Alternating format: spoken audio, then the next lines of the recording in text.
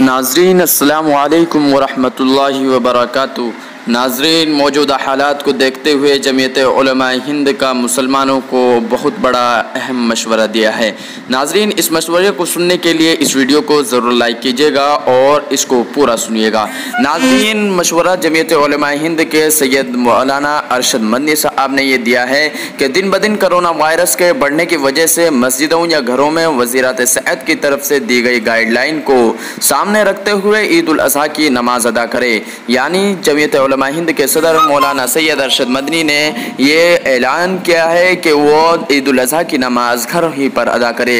ज़्यादा बेहतर है कि सूरज निकलने के 20 मिनट के बाद मुख्तसर तरीक़े पर खुतबा नमाज अदा करके कुर्बानी कर ली जाए और आलाइश को इस तरह दफन किया जाए कि इससे तअफ़्फ़ुन यानी बदबू ना फैले। तो नाज़रीन, इस बात का ख़ास ध्यान रखें। और दूसरा यह ऐलान है कि मुल्क और ख़ासकर यूपी और कुछ दूसरे सूबों के हालात के पेश नज़र मुसलमानों को मशवरा दिया जाता है कि फ़िलहाल ममनुआ जानवर की कुर्बानी से बचे, चूँकि मज़हब में इसके बदले में काले जानवर की कुर्बानी जायज़ है, इसलिए किसी भी फितने से बचने के लिए इस पर इक्तफ़ा किया जाना बेहतर है।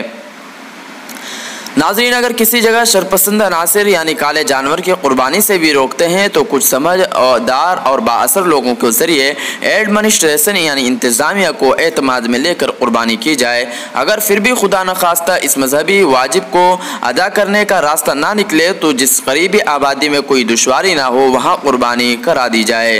नाज़रीन, लेकिन जिस जगह कुर्बानी होती आई है और फिलहाल दुश्वारी है तो वहाँ कम से कम बकरे की कुर्बानी ज़रूर की जाए और इंतज़ामिया के दफ्तर में इंदराज भी करा दिया जाए ताकि मुस्तकबिल में कोई दुश्वारी ना हो। नाज़रीन, इस बीमारी से हिफाजत के लिए मुसलमानों को ज़्यादा से ज़्यादा अल्लाह से दुआ करनी चाहिए और तौबा व इस्तिग़फ़ार का एहतमाम भी ज़रूर करना चाहिए।